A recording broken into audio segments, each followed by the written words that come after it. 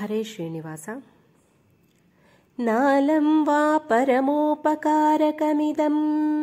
त्वेकं पशूनां पते पश्यन् कुक्षिगतान् चराचरगणान्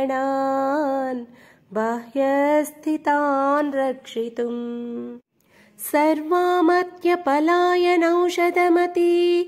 ज्वालाकरं भीकरम् निक्षिप्तं गरळङ्गळेन गलितं नोत्कीर्णमेव त्वया ज्वालोग्रः सकलामरातिभयदः क्ष्वेळं कथं वा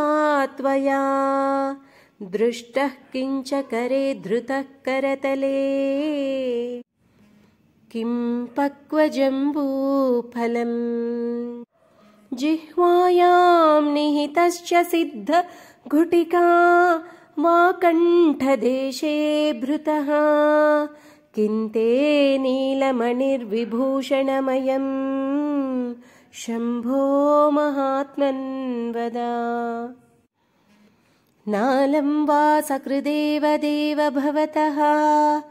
सेवानतिर्वानुतिः पूजा वा स्मरणं कथाश्रवणमप्यालोकनं मादृशाम्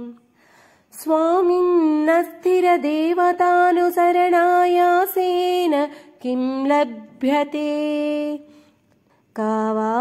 मुक्तिरितः कुतो भवति चेत् किं प्रार्थनीयं तदा किं ब्रूमस्तव साहसं पशुपते कस्यास्ति शम्भो भवद्धैर्यं चेदृशमात्मनस्थितिरियं चान्यैः कथं लभ्यते भ्रश्यद्देवगणं त्रसन्मुनिगणं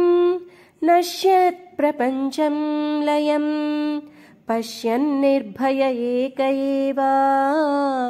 विहरत्यानन्दसान्द्रो भवान् योगक्षेमधुरन्धरस्य सकलश्रेयःप्रदोद्योगिनो दृष्टादृष्ट्यमतोपदेशकृतिनो बाह्यान्तरव्यापिनः सर्वज्ञस्य दयाकरस्य भवतः किं वेदितव्यं मया शम्भो त्वं परमान्तरङ्ग इति मे चित्ते स्मराम्यन्वहम्